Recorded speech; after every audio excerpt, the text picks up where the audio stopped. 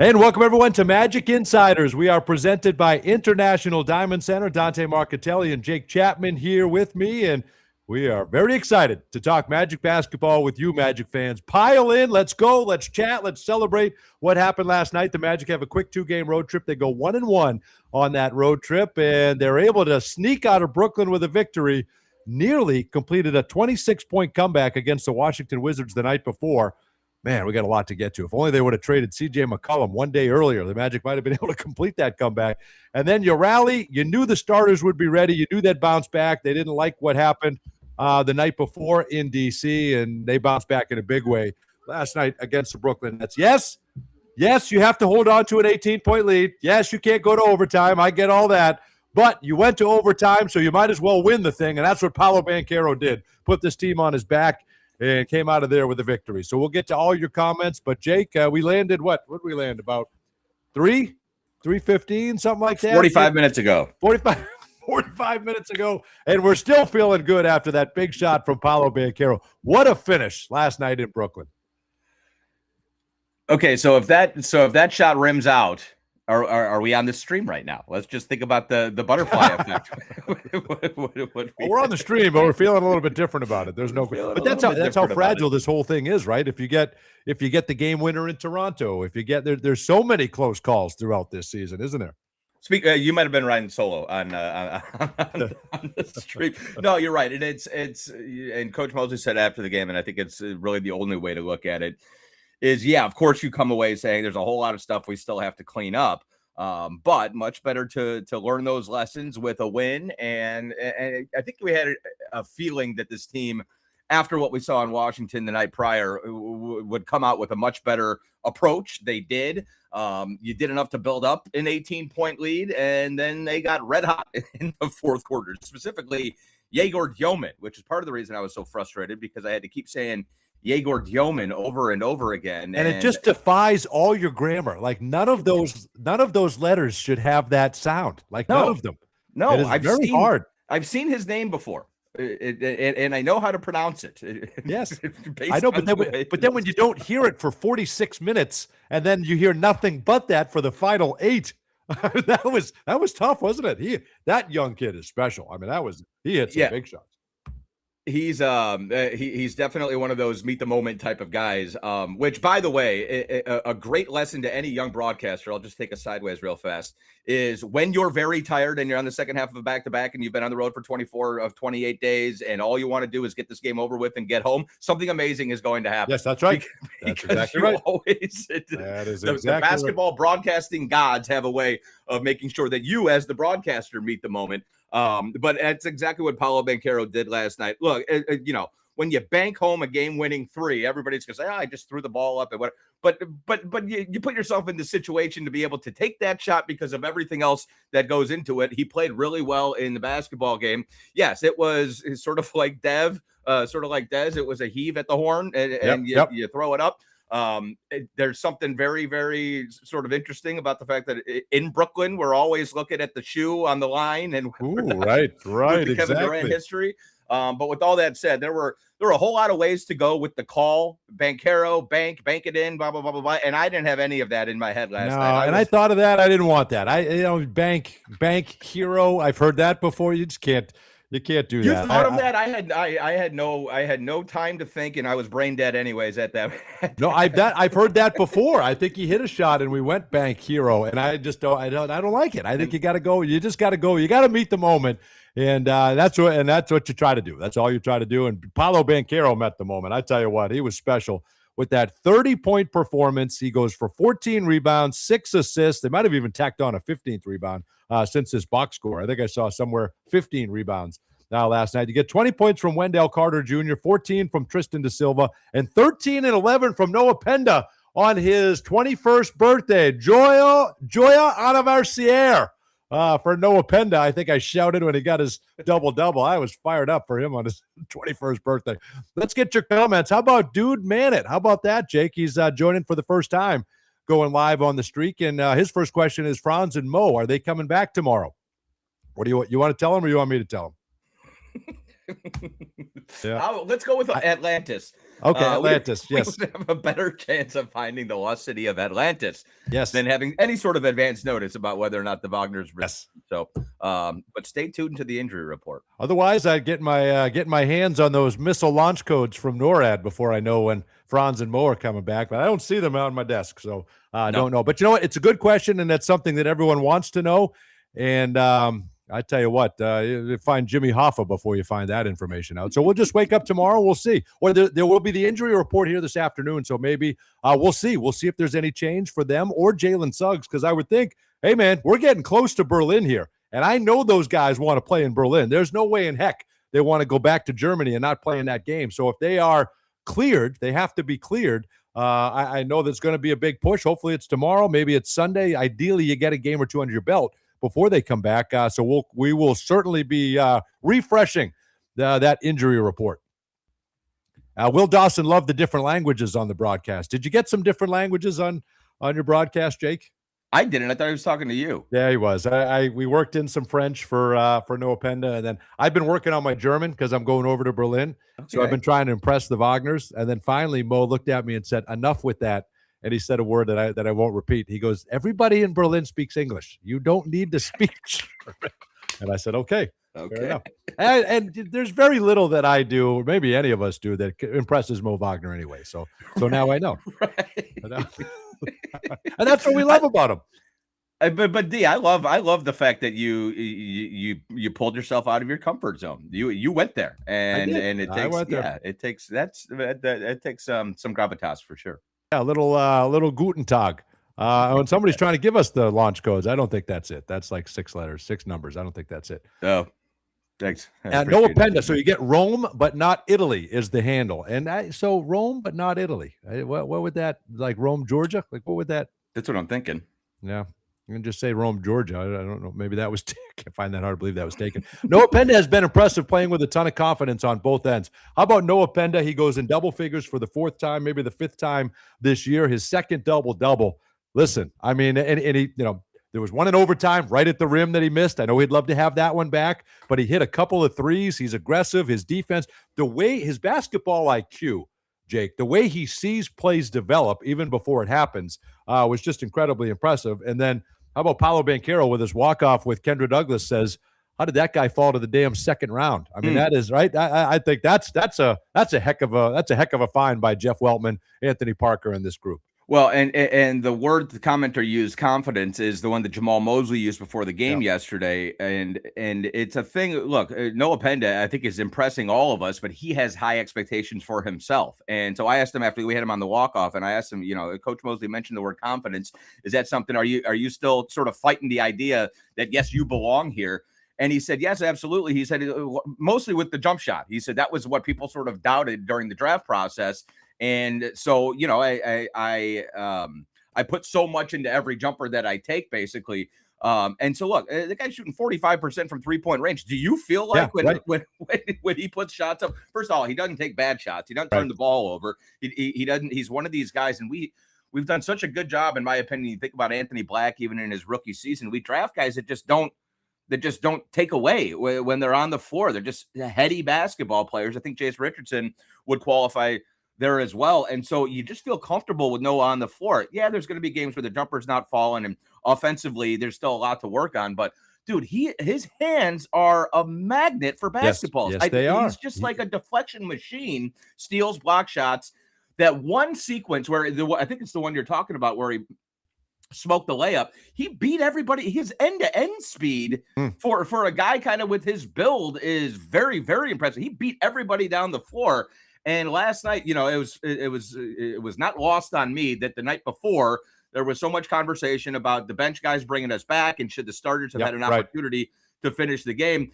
Jamal Mosley did the exact same thing last night, right? He played the same 5 guys through the fourth quarter and into overtime. It's just, it was a mix between the starters and the bench bunch. So it was, and we won the game. And so it wasn't an issue after the game, but you're talking about a 2-game road trip for Noah, where he played 27 minutes and 31, had 4 steals one night, had 2 blocks and a steal the next night, a double-digit scoring in both games. And he was 4 of 7 in Washington. He was on the floor more and took more shots last night, so it wasn't quite as efficient, but he made 3 threes last night in that game where nobody else could make a three. So he does so many things well, and this is going to start sounding familiar. And he's only 21 years old, right? I mean, yesterday, got this young 21, talent, right? These guys with these advanced basketball IQs, and that is obviously the DNA of what Jeff Weltman and company are looking for when they go into the draft. And you get the game winner. So that's a great question and a great breakdown on Noah Penda. You get the 30 points, the 14 rebounds, maybe 15. I got to find the updated box score. 6 assists from Paulo Banchero, so he's close to his 5th career triple-double. And this is with Jake. This is with constant double and triple teams. There was somebody that tweeted out a picture, and I forget which Magic fan it was, but it's a great picture. It shows the triple team coming to Banchero, and it shows the other 2 nets with their heads tuned into Paulo with the basketball as well. There is all 5 guys on the floor are tuned into Paulo Banchero, yet his last 5 games, he's averaging something like 26, 27 points per game. He's almost double-digit rebounds. This is with double and triple teams. And for any detractors, you're trying to find inefficiency stats. You're trying to find anything you can. Jake, you know what I have? You know what I have the benefit of? Freaking eyes. I can see Paulo Banchero. I can open my eyes and look at a night-to-night performance from Paulo Banchero, and you can see how absolutely valuable that guy is, and we know that. And everybody is here in Central Florida understands that. But you're seeing it on a nightly basis.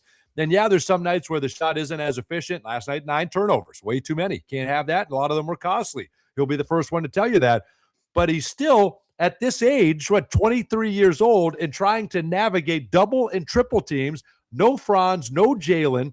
Paulo's Desmond's been great, and there are other guys that have stepped up at different times throughout the season. But let's face it, that's the guy they're keying in on. And that's the guy, and he is having to navigate through that. And it's not like he's putting up 6 points per game. You know, his last 5, he's almost 30. I mean, it's remarkable to me.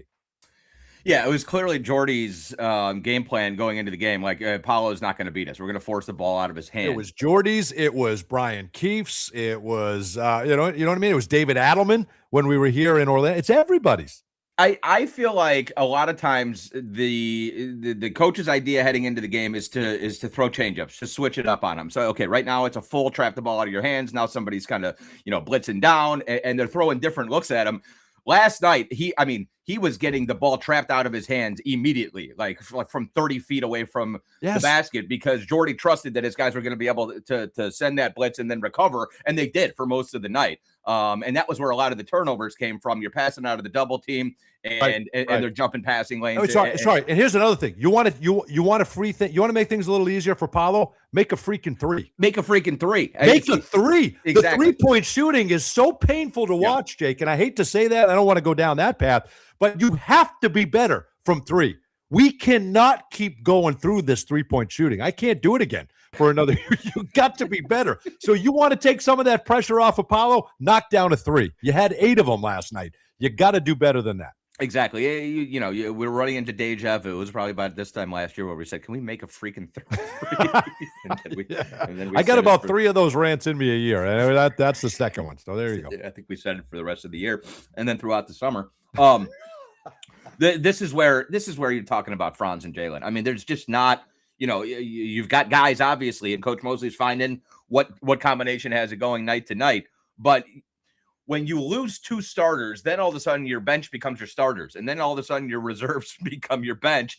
And A, you lose familiarity and stability, but B, you're just talking about you're a little bit more thin. And so, yeah, at the end of a long road trip or second night of a back-to-back, et cetera, you're just looking for answers, and you're looking for who's got the jumper in them. And at times there's nobody there. So I think obviously getting Franz back in there will help, just as far as the amount of attention that needs to be split within the half court.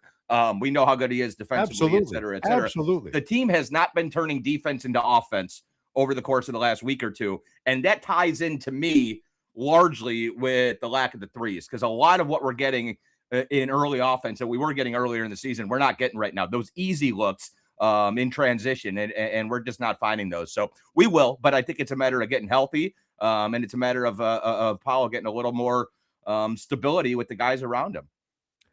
Still working in Desmond Bain. You know, he gets a lot of attention too. That's the only guy that they'll pay any attention to on Orlando on the perimeter. That's the only one. And when he gets a good look, it's rare. Puts so much more pressure on him to have to hit it because he doesn't get so many good looks. So we got to be better from beyond the arc. We've got to be better in the fourth quarter. There's no question about that. You get outscored 29-14. The Magic had an 18-point lead in that game. I think a 16-point lead in the fourth quarter, and that one evaporated. Whereas conversely, you completely came back in the fourth quarter against Washington the night before. But when I look at Coach Mosley, I look at a coach that doesn't know from night to night who he's going to have, doesn't know who's available. You didn't think Jace Richardson wouldn't be available after he comes in with his career-high 20 the game before, and then you find out an illness and an ankle injury, and he just wasn't feeling up to it.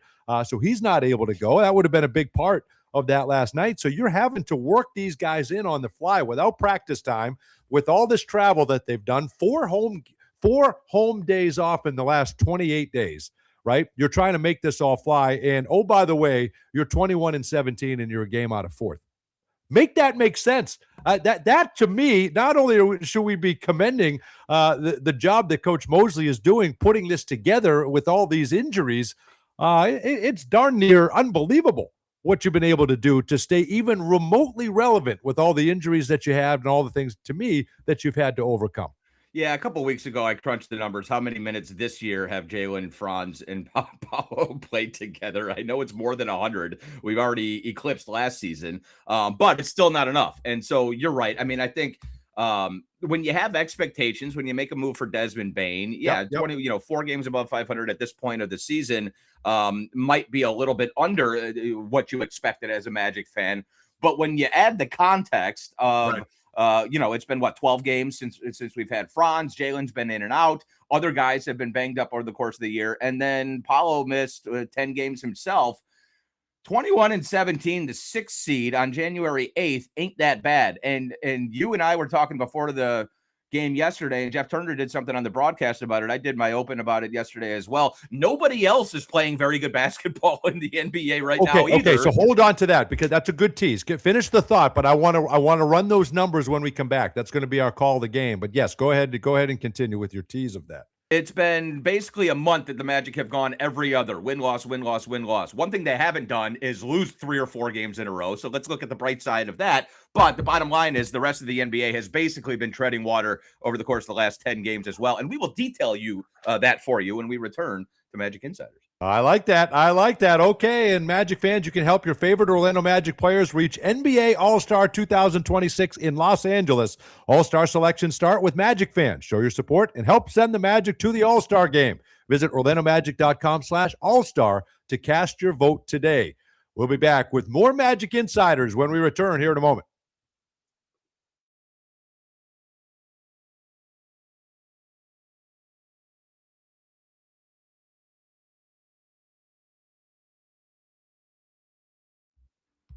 Welcome back, everyone, to Magic Insiders, presented by International Diamond Center. Dante Marchitelli, Jake Chapman here with you. What a thrilling victory for the Magic last night. The Cardiac Kids, another close game, and they find a way to pull it out. The Magic win 104-103. Didn't have their best offensive night. Yegor Djomin got absolutely unconscious. I don't know that I've seen a guy take over a basketball game like that young fella did at the end of last night, banking in threes, step back, pulling up from 30 feet. I mean, it was remarkable. They've got a good find there, but the Magic overcome that. 104-103 is the final. Let's get to our call of the game. It's brought to you by Glip from Ring Central. Rethink the way you work with secure meetings and messaging on any device with Glip by Ring Central. And Will, Dude Man It, Money Thief, Chris, Nick, Ruth, I see your comments, and I'm going to hit those out right after this. But Jeff Turner brought up the point yesterday in our production meeting, and Jake, it turns out you were on the exact same line of thinking. And this is our call of the game. Here in Orlando, we're tuned into the Magic. We're dialed in, and they're 5-5 in the last 10. And you look at their last 12 games, they're 6-6. They've alternated wins and losses for the last 11 games. The franchise record is 12. Oh, you pulled those. Yeah, and the Magic tied it last night. So it's now alternated wins and losses, 12 straight games.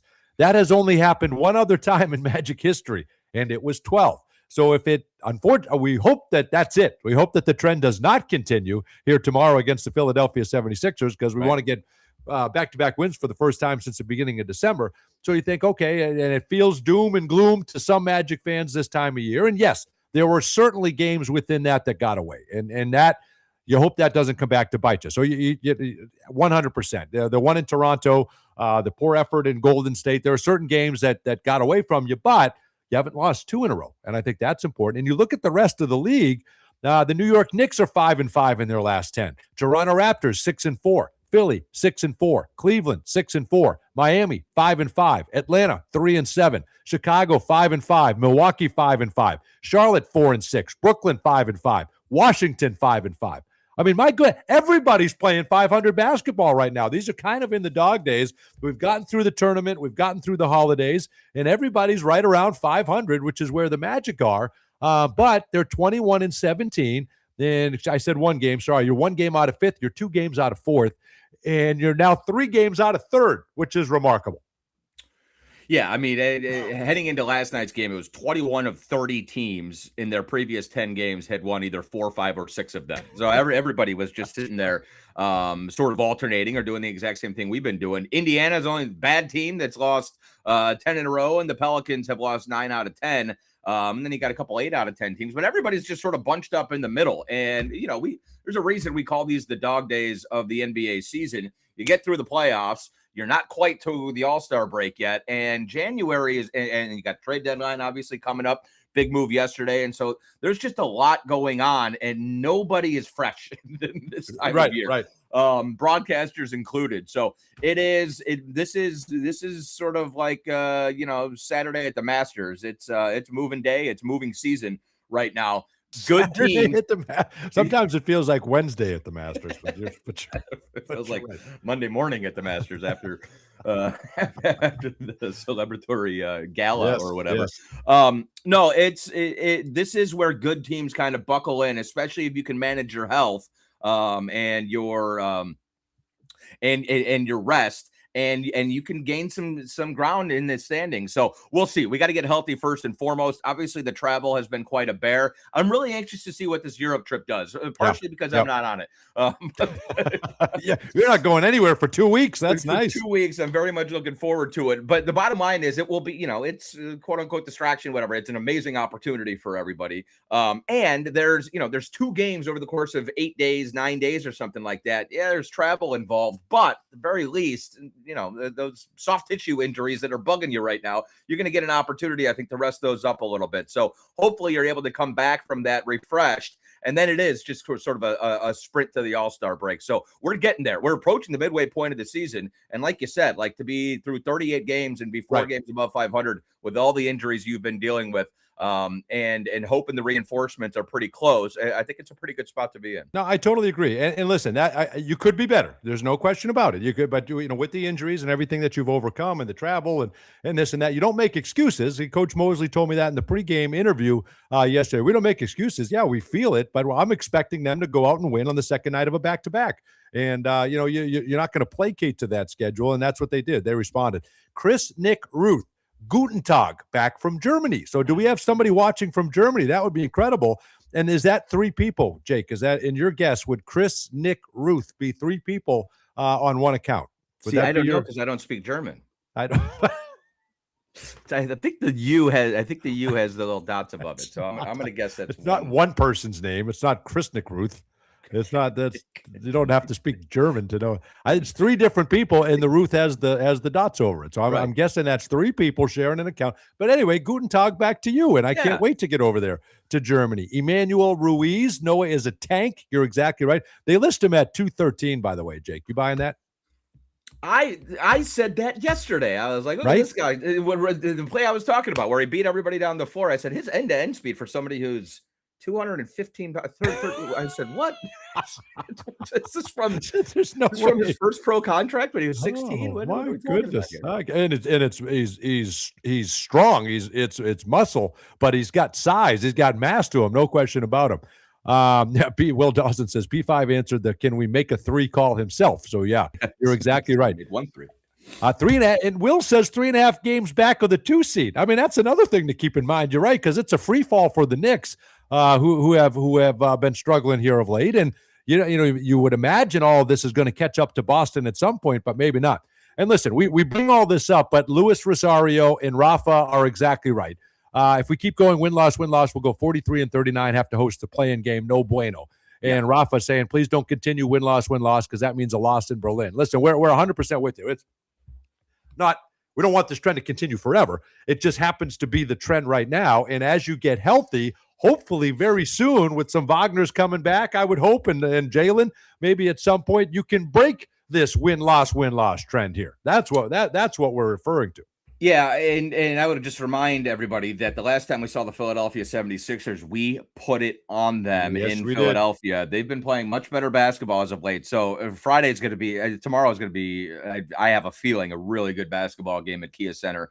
You get the Pelicans on Sunday and then you head off. So it's, it's going to be a good test. I do think, boy, you come out of that one, and we sort of led the show with this, but the difference of where everybody's head is right now. I'm not talking about you and I and fans. I'm talking about the team. If that 3 doesn't go in last night, just think about it. If you blow an 18-point lead to Brooklyn a night after losing to Washington, in one of the more disappointing losses of the season, it's incredible. This game, we talk about how it's a game of inches, but you're in such a different place if you had lost that game last night. All of a sudden, all your eggs are in that basket on Friday, and now it's like, all right, we sort of got a reprieve. And so it should be a good one tomorrow. I'm anxious to see what we look like against a good team on the home floor. That'll be a good test tomorrow and evening. It's nice to come home and not play in the middle of the afternoon. Right, it's nice to come home cool. and right. You get 7 o'clock. I don't know. We have shoot around tomorrow morning. Right. Pregame at 6:30. Tip at 7, just like God intended. I think we said from the beginning of the season, let's hold any judgment of any kind, not knowing what the season would behold until we got back from this trip, until we get back from Berlin and Germany, because you're going to come back with 40 games left. And, I think we thought if you can be hovering anywhere around 500, then you can come back, hopefully be fully healthy and make a run at this thing. And that's exactly what's in line right now. Injury report comes out every 15 minutes. So we continue to monitor that. The one at 11:15 had no update. So here in about 1 minute, we'll try to go live and see if there's any update. I don't expect that there would be this early. I think teams have until typically 2 or 3 here today to disclose any injuries for tomorrow. But you can go to official.nba.com, or you can check Magic Twitter, Orlando Magic PR, and we can kind of get our updates that way. But that's what we're hoping. Just call Dante every 15 minutes. Absolutely. Just give me a call. Number, I'll check it for you. We got a bunch of people watching from Germany, which I think is awesome. And I hope to see y'all when we get to Berlin. And another question, any update about Wagner's for tomorrow? So that's what we're trying to do. So it just clicked to 11:30. So let's see if there's an update. It has not been posted yet, but keep checking that, official.nba.com, and we'll see if we can get an update. But Jake, we're all waiting because again, we don't know what this looks like, and we feel like potentially close. And the only reason I think it's close is because I see Mo out there shooting. I see him out there working out, and it feels like he's getting closer, right? You don't know how long it's going to be for Jalen. That's kind of a day-to-day thing, see how he responds. But I feel like with that Berlin game coming, I know how badly those guys want to play there. So it feels like we're getting close, but we don't know. We have to wait till we get official word. Yeah, and I think, that's just sort of lining up the tea leaves or whatever, reading the tea leaves. It feels like a lot especially for Mo to come back after 13 months. Your first game is in your hometown in Berlin. Right. And that's just a lot to put on it. And so ideally, I think he would get a little bit of burn before that if he's ready. If not, then it is what it is. This is why I don't make the calls. He's looked good to me for a month. Like what? I see him out there shooting, and I know there's a process of things you got to go through. But there's a lot of checks and balances, and he seems very close, but we don't know. There are a whole lot of boxes that need to be checked, and very clearly they have not all been checked yet. But we think we're close to checking all of those boxes. So knock on wood, and keep on checking out those those status reports every 15 minutes, T. I feel like you set people up to spend the rest of their day, especially if you have like a boring office job. That's what I'd be doing all day. Well, Every 15 are you minutes, kidding me? boom. I got a lot of stuff to do. I got a lot of catch-up stuff to do, and I'm going to be glued to the injury report. Okay, the 11:30 just came out. No news. We've not posted anything just yet. So we'll see. We'll keep checking every 15 minutes, or Shams will get it, or it'll go somewhere. But check Twitter, check your updates, and hopefully we can get those guys back. And as always, we appreciate your comments. This is always great to chat with you guys, and man, it is always great to chat with you guys after a win.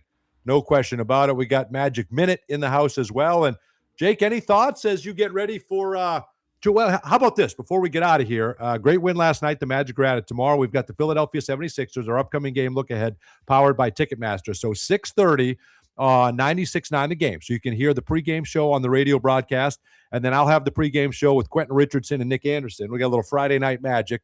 Kids night in the house. It's the Philadelphia 76ers. It's going to be a great atmosphere in the building tomorrow. We'll have that for you at 6:30 on FanDuel Sports Network. But, and I'd love to get Magic fans' thoughts on this, midway through that game last night and midway through the Hawks game, all of us and Trae Young find out that he is headed to Washington, D.C. And I find it interesting that was his preferred destination. I think that's great, but that's where he wanted to go. So he'll end up a Wizard, and the return is C.J. McCollum and Corey Kispert. So I think it's a great trade for both teams. Sounds like Atlanta was willing to move on, and they just C.J. McCollum. If they get anything close to the C.J. that we saw on Tuesday night, that's going to be a heck of a pickup. And Trae Young definitely needed. I mean, it's been rumored for 4 years. He needed a reset, and he's going to get that in D.C. Yeah, Atlanta is really struggling right now. And so I don't know what this means necessarily for them. CJ McCollum still absolutely has some juice left in the tank. We saw it the other night. And he's like the perfect guy. I think Washington probably the main reason they felt a little bit conflicted about giving him up for a player of Trae's caliber is because he's like, he's everything that you want as a veteran. And so I think it works for both teams. I don't think Trae Young's going to play very much this year for the Washington Wizards from what I'm reading. So we'll have to see. It's low risk for the Wizards, in my opinion, and for Atlanta, they had to move on. So I think it makes sense for both teams. Well, we'll see. You can follow those updates, and we'll see when he gets here. When he joins the team, they're going to take it slow because he's got he's dealing with the meniscus injury. He's had some injuries, so they're kind of going to cater around that. And listen, that guy's going to have free reign, I would think, in Washington, D.C. He's going to have every opportunity to get shots up there. So we'll see how this goes here moving forward. But our game tomorrow, the Magic and the Philadelphia 76ers. I'll end with this, Jake.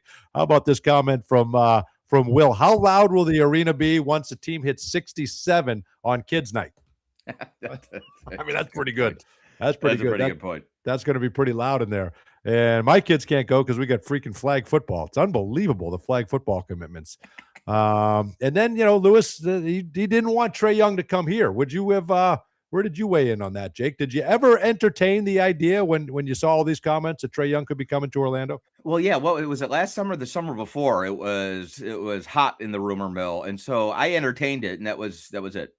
I entertained it. I buy every single picture. People put any player in a Magic uniform and say trending, and I buy it. I look at it and I say, "Oh my goodness, is this happening?" Every single time. How did they get a picture of him in a Magic uniform? If you look at it, it has one click and one comment. It's me every time. It's one click, and it's me. I buy every one of them. And I'm like, I don't know how I feel about this, but anyway, he's Paulo and Franz. Wow, I can't believe it. Who got that scoop? And then it's so we got the Wizards 2 more times in Orlando, and most likely Trae Young in uniform for both of those games. That'll do it for this edition of Magic Insiders. Have a great night, everybody. We're back tomorrow at 6:00 on the radio side, 96.9 The Game, and then we play basketball, the Magic and the Sixers. We'll talk to you then.